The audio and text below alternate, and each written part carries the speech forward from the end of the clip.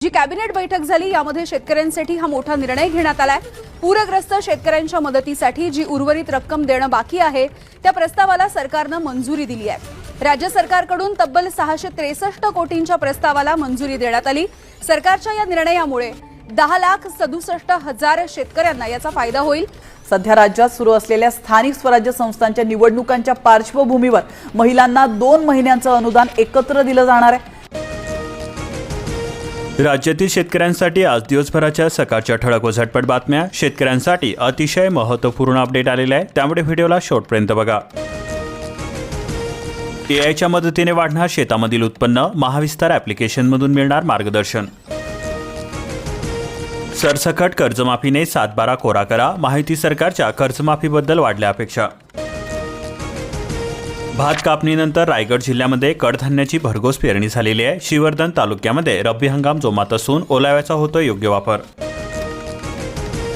लाडक्या बहिणींना यावेळी 2 हप्ते एकदम मिळणार आहे। महानगरपालिका मतदानाच्या 4 दिवस आधी होणार वितरण। आचारसंहितेची अडचण नसून 2,42,00,000 केवळ 1.5 कोटी महिलांनीच केली आपली ई-केवायसी। जामखेडमध्ये शेतकऱ्यांना मिळेना युरिया, पॉस मशीनवरील साठा व गोदामामध्ये तफावत दिसून येते। माणिकराव कोकाटे यांचा अखेर मंत्रिपदाचा राजीनामा, मुख्यमंत्र्याची स्वीकृती। कोकाटे यांच्या अटकेसाठी पोलिसांचे पथक नाशिकहून मुंबईसाठी रवाना झालेले आहे।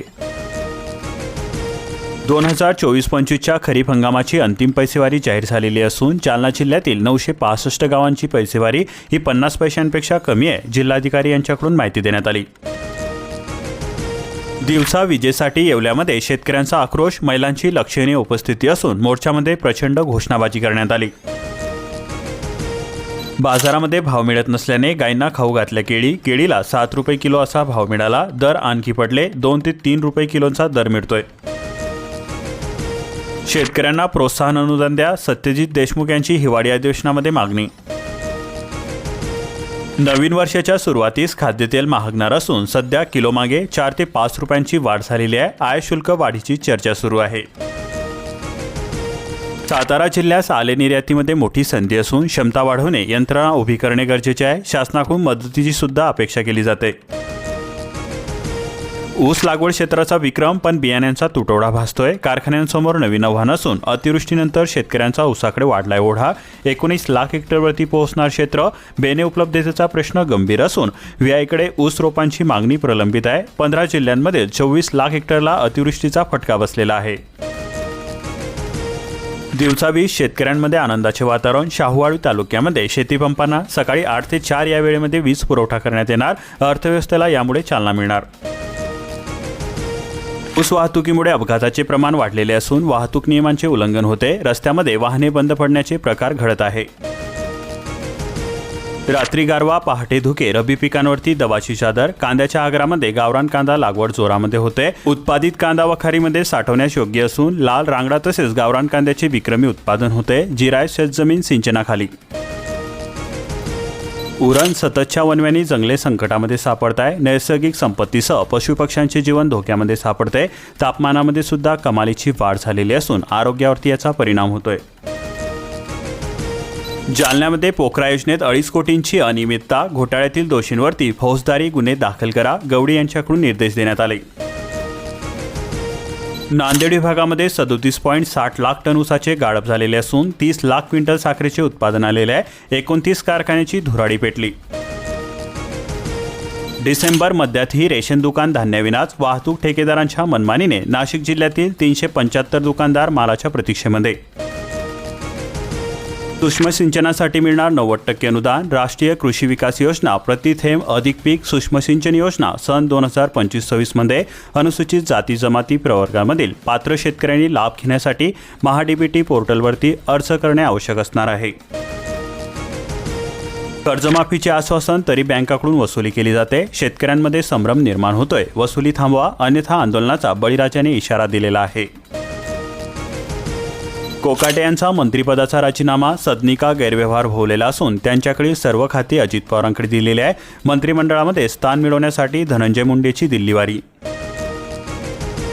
लाल भारतीची बनावट पुस्तके छापणाऱ्या छापखान्यावरती छापा। नागपूरमध्ये बेकायदेशीर छपाई, कारखाना मालकासह कंत्राटदारावरती गुन्हा दाखल। रायगडच्या शिवारामध्ये महाविस्तार ॲप्लिकेशन क्रांती घडवणार. कृषी विभागाचा AI तंत्रज्ञानावरती विशेष भर असून रायगड जिल्ह्यामध्ये 18,000 वापरकर्ते. बँक खात्यामध्ये विनादावा पडून राहिलेल्या ठेवी खातेदारांना परत करण्यात आल्या. रायगडमधील 1,029 खातेदारांना मिळाले 4,60,00,000 रुपये. पंतप्रधान मोदींची कबर खोदण्याची स्वप्ने पाहणाऱ्या काँग्रेसची जनताच कबर खोदेल. उपमुख्यमंत्री एकनाथ शिंदे यांचा काँग्रेसवरती पलटवार. 2 महिन्यामध्ये सोयाबीन निर्यातीमध्ये 38% वाढ झालेली असून सोपाचा अंदाज पूर्ण हंगामामध्ये मात्र निर्यातीचा टक्का घसरणार. वर्षभरामध्ये 1,200 लाख टन मक्यापासून इथेनॉल निर्मिती होते. तेल कंपन्यांना 477 कोटी लिटरचा पुरवठा केला जातोय. इथेनॉल निर्मितीसाठी मक्याला सर्वाधिक पसंती मिळते. बेदाणा निर्मिती हंगाम हा 25 दिवसांनी लांबणार. द्राक्ष टंचाईमुळे बेदाणा निर्मिती धोक्यामध्ये सापडलेली असून उत्पादनामध्ये 60% घट शक्य आहे.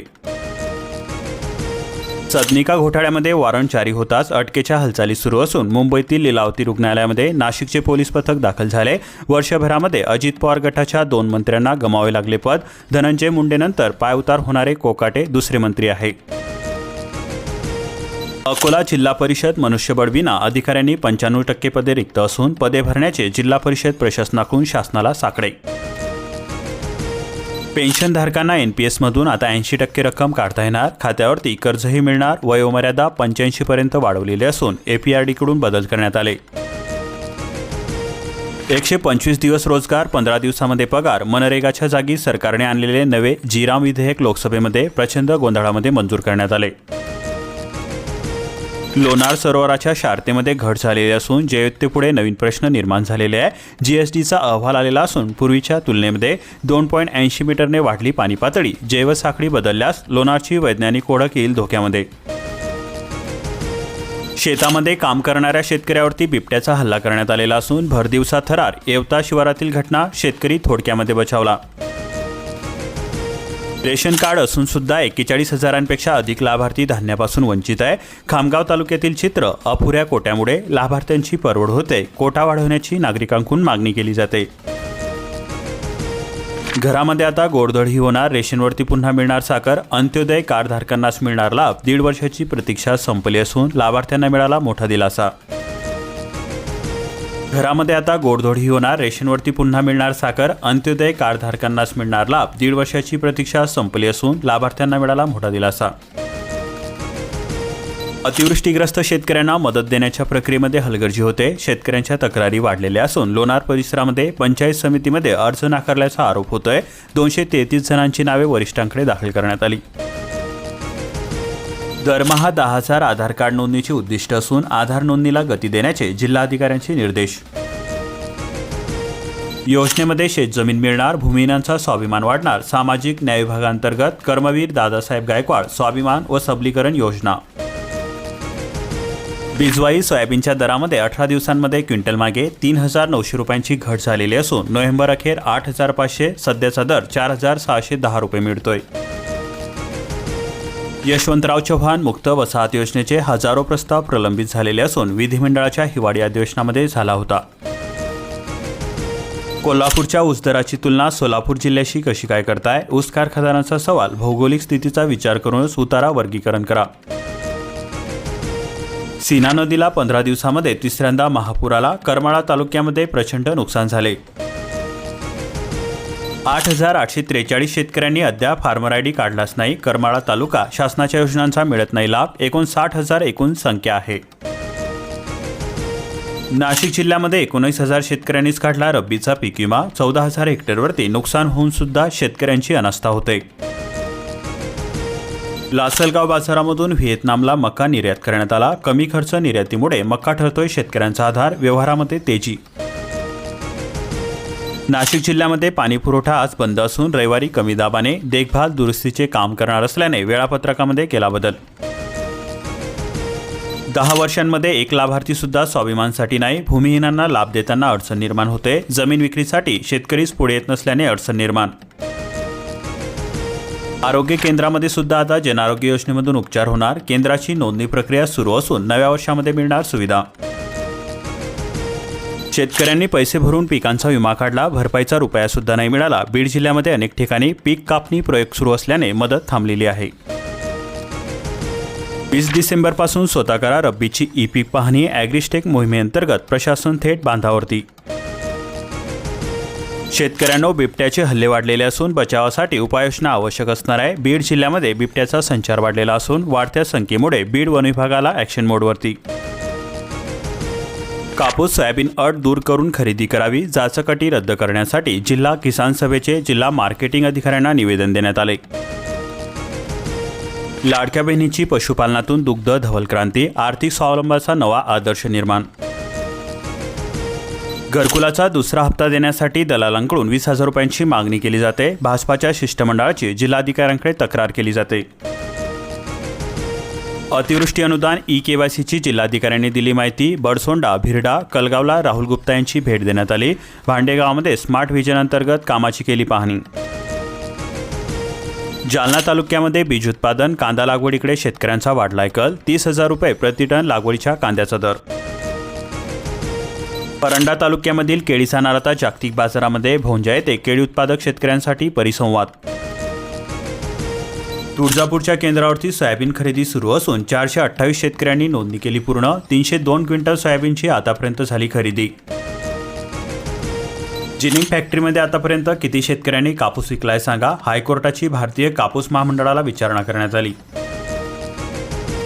फुले वसुंधरा गोड ज्वारी करणारी इथेनॉल निर्मितीत क्रांती. एकरामध्ये 30 टनांपर्यंत उत्पादन घेणार. आष्टी जिल्ह्यामध्ये बोगस कामगार नोंदणी वाढलेली असून अल्पावधीमध्ये 60,000चा ओलांडलाय टप्पा. 7,000च अधिकृत कामगार असून कामाचे बोगस प्रमाणपत्र ठरते कारणीभूत. यादीमध्ये नाव तरी 14 वर्षांपासून घरकुल मिळेना. नेर नगर परिषद समाज कल्याणचे आदेश बेदखल. त्या पिकांच्या ऑफलाईन पाहणीचे आदेश देण्यात आलेले असून 17 ते 24 डिसेंबरपर्यंत करता येणार पिकांची नोंद.